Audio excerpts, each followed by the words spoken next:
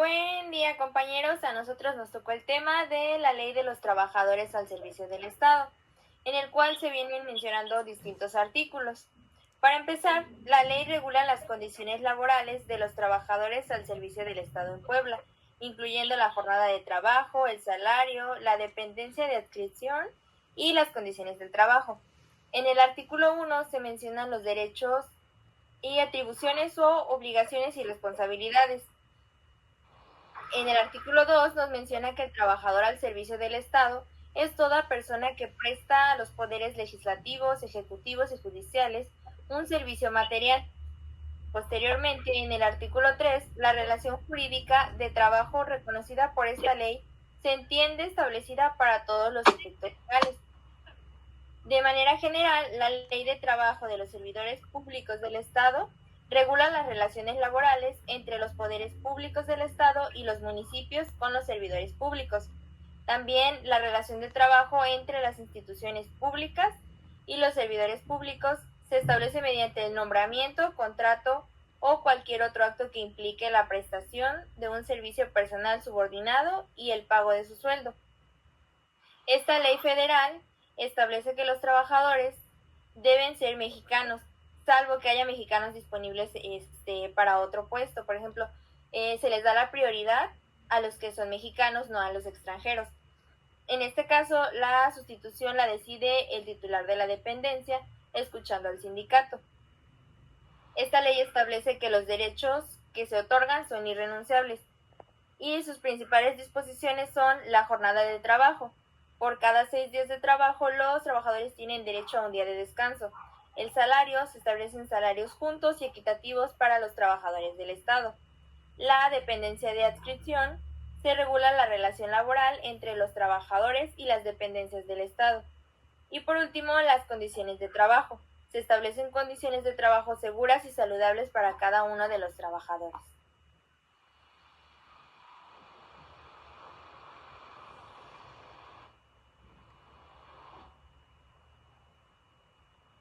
Ok.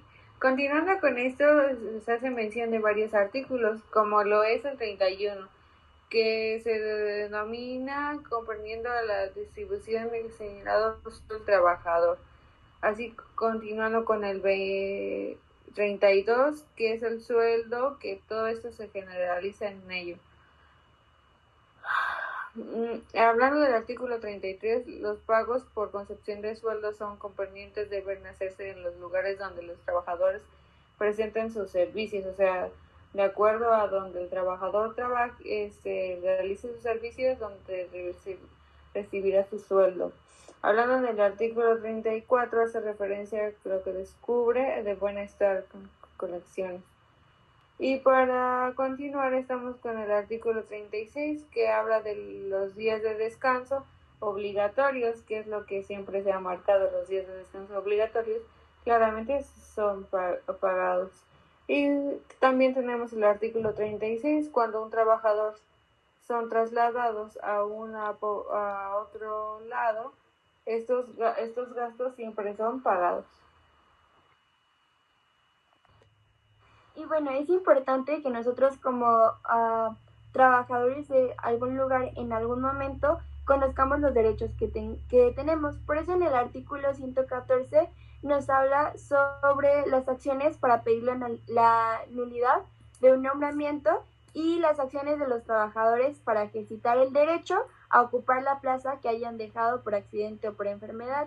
Es decir, que si en algún momento un trabajador tiene una emergencia por enfermedad o tiene alguna condición que le impide seguir trabajando, tiene el derecho a regresar cuando él esté en mejor condición y si hubo un accidente o algo, contando el plazo a partir de la fecha en que esté en aptitud de volver al trabajo, se le puede dar incluso una indemnización. Si en caso de ser despedido por diferentes circunstancias, ese despido sería una suspensión injustificada. Por lo tanto, una de las acciones y el derecho que tiene es que le vuelvan a dar su trabajo y también que le den una indemnización que esta ley concede. contando a partir del momento en que se notifica el trabajo del despido o suspensión.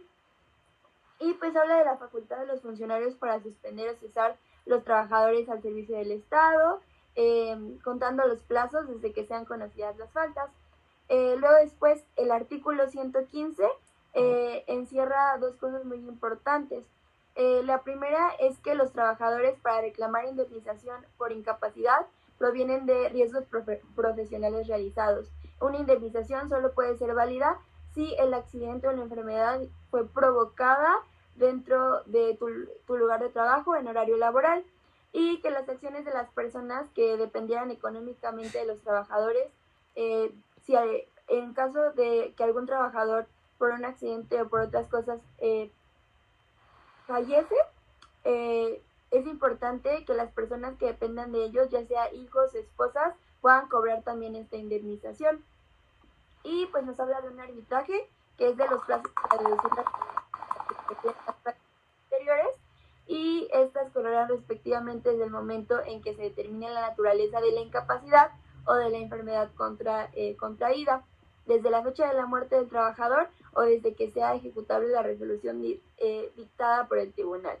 Luego tenemos el artículo 16, que nos habla sobre las incapacidades, incluso mentales, que se pueden discernir durante esa etapa y cómo se le asigna una tutela conforme a la ley. También nos habla que durante el tiempo que el trabajador se encuentre privado de su libertad, siempre que haya sido absuelto por sentencia ejecutoriada, y quiere decir que incluso si el trabajador es privado de su libertad por diferentes circunstancias, esta indemnización se puede hacer después de que él haya sido absuelto de cualquier cargo. Después hablamos sobre el artículo 117, que nos habla sobre, nos sigue hablando sobre el derecho que puede tener estos trabajadores, y puede ser por escrito o por hechos indubitables. Y por último nos habla el artículo 108, que esta prescripción, los meses se regularán por el número de días que le correspondan. El primer día se contará completo, y cuando sea feriado el último no se tendrá por completa la prescripción, sino cumplido el primer día hábil siguiente. Es decir, que cuando uno cobre una indemnización, se puedan hacer en los días que estuvo activo. Bueno, para concluir lo que comentaron mis compañeras, finalmente la Ley de los Trabajadores al Servicio del Estado nos establece lo que es un marco claro y equilibrado en la relación entre los estados y lo que son sus empleados. Por un lado, se encarga de asegurar los derechos fundamentales, que son principalmente la estabilidad laboral, los salarios justos y el sistema escalafonario. Además permite la organización sindical, aunque con ciertas limitaciones, garantizando así la defensa de los intereses de los trabajadores sin que estos comprometan el orden institucional. Finalmente, esta ley se encarga de ofrecer mecanismos claros para la resolución de conflictos laborales, para que se logre crear un equilibrio entre lo que son las necesidades que ellos llegan a tener y cómo el Estado debe de brindárselas y los derechos que debe dar a los empleados.